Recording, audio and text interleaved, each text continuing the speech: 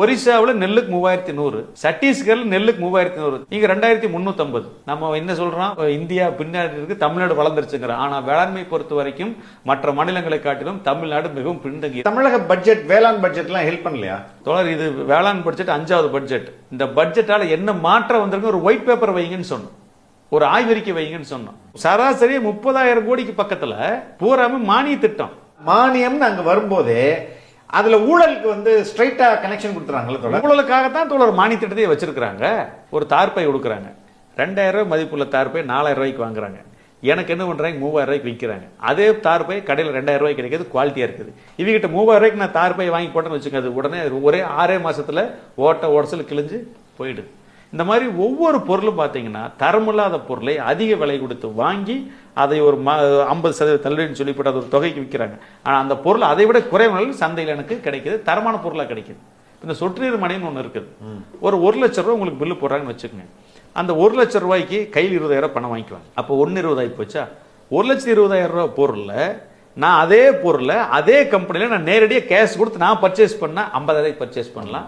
Quality இருக்கு, life இருக்கு. அவங்க சொல்ற பைப் கம்பெனி தான் நம்மளுக்கு வந்து சேரும் இல்லையா? அவன் வந்து 2 பைப் 2 குவாலிட்டி வச்சிருப்பான். நேரடியா காசு கொடுத்து வாங்கினா ஒரு குவாலிட்டியான பைப் கிடைக்கும், மானிய திட்டத்தில் வாங்கினா இன்னொரு குவாலிட்டியான பைப் கிடைக்கும். அப்ப மானிய திட்டத்தில் நம்மளுக்கு என்ன கிடைக்கும்?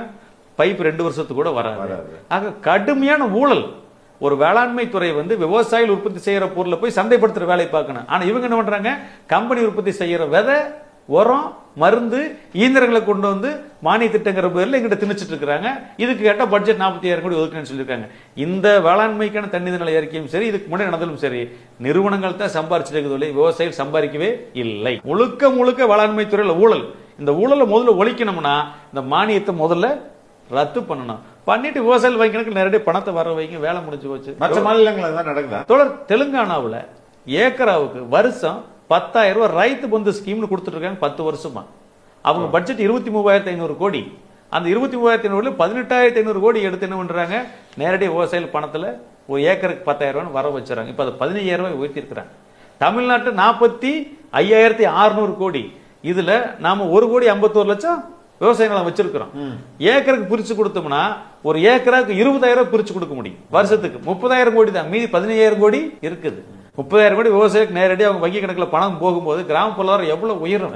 விவசாயிகள் அவங்களுக்கு தேவையான பொருள், தரமான பொருள் அவங்களே வாங்கி போறாங்க. இந்த கல் இறக்கறதுக்கு அனுமதி கொடுத்தாங்கன்னா அதுல ஒரு குடும்பத்துக்கு ஒரு மாசம் 15,000 வருமானம் வரும். ஒரு ஏக்கருக்கு 20,000 இதுல மானியம் வரும். அப்படி இருந்தா மட்டும்தான் நீ விவசாயிகள் இந்த விவசாயிகள் தமிழ்நாட்டில் இருப்பாங்க. இல்லாட்டி வாட்ச்மேன் வேலை தான். அது நிலைமை யதார்த்தமா இருக்குது.